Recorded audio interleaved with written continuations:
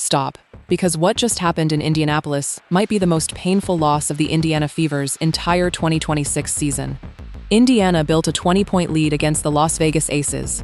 20 points. Against the defending champions. And then, everything collapsed.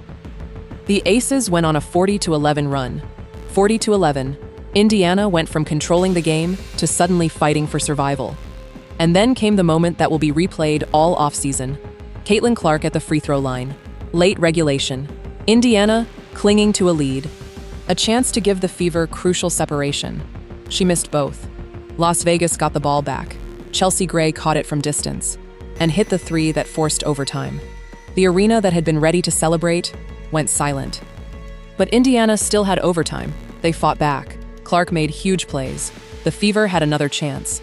Then a late turnover gave Las Vegas life. And Chelsea Gray, again, knocked down the game-winning three at the buzzer. Las Vegas 86, Indiana 84. One of the wildest endings of the entire season. And after it was over, Clark walked to the microphone and said exactly 2 words that mattered. "That's on me." Tonight, the full story of how Indiana blew 20 points. What Gray did, what Clark said, and what this collapse actually reveals about this Fever team.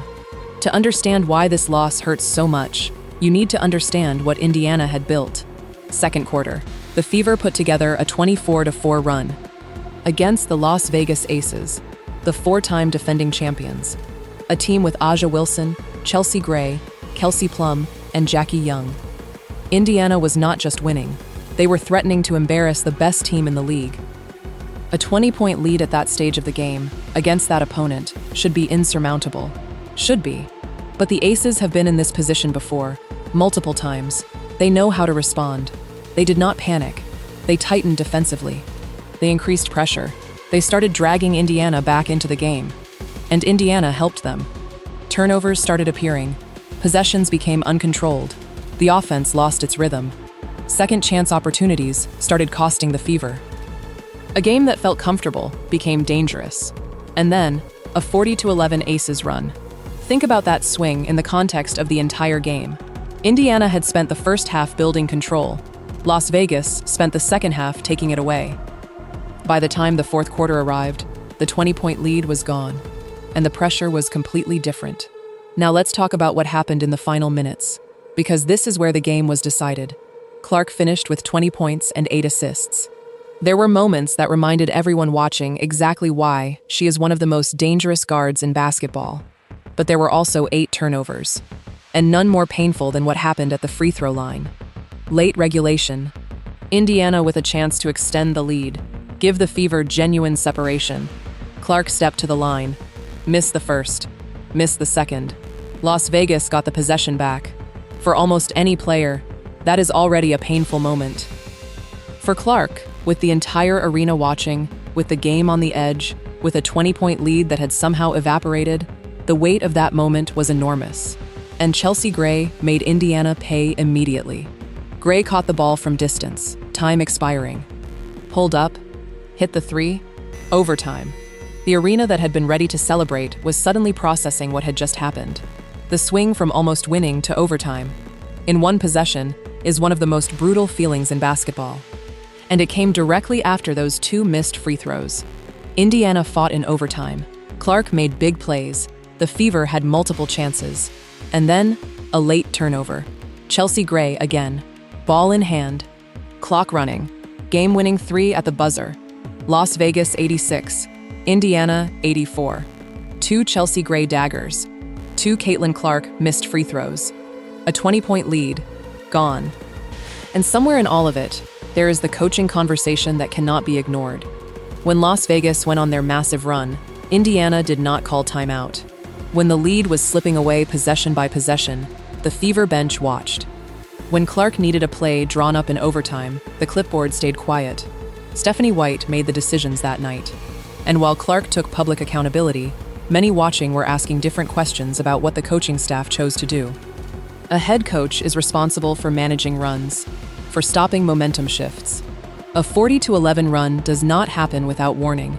There are moments inside that run where a timeout, one timeout, can change everything.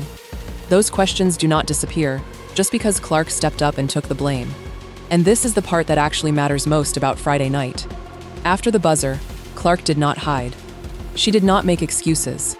She did not talk about the Aces' run, or the coaching decisions, or the turnovers her teammates committed. A reporter asked her about the missed free throws, and she said, quote, "Those are free throws I usually make, obviously frustrating. One of them gives us a 2-possession lead, and kind of cost my team there for sure. That's on me. Full stop. No deflection, no conditions, no but." She looked at the most painful moment of her night, the 2 missed free throws that handed Las Vegas the overtime, and said publicly, "That is my fault." In a league where the discourse around her is louder and more intense than anything any other player deals with, she stepped into the loudest possible moment and took accountability. That is not something the highlight reels show. It is not a stat in any box score, but it is the quality that separates good players from the ones who become something more. She made history Friday with 45 points. She missed 2 free throws Saturday. And both nights, she showed exactly who she is. Here is the full picture, and it tells a complete story. Indiana built a 20-point lead against the defending champions. Las Vegas answered with a 40-11 run. Clark missed 2 free throws that could have sealed regulation. Chelsea Gray hit the 3 to force overtime. Clark fought back in overtime. Fever still had chances. Another turnover. Gray again. Game-winning 3. Las Vegas 86, Indiana 84.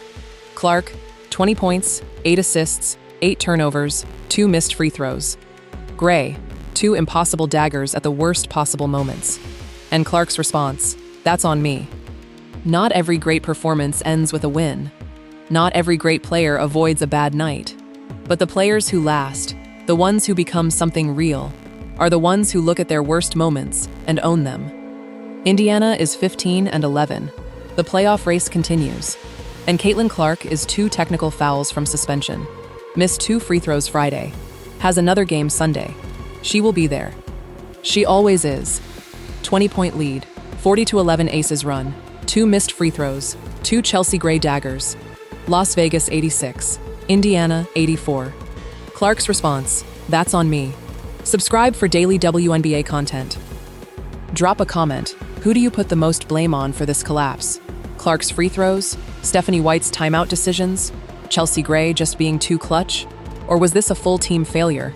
Because this loss had enough blame for everyone, and only one person publicly claimed any of it.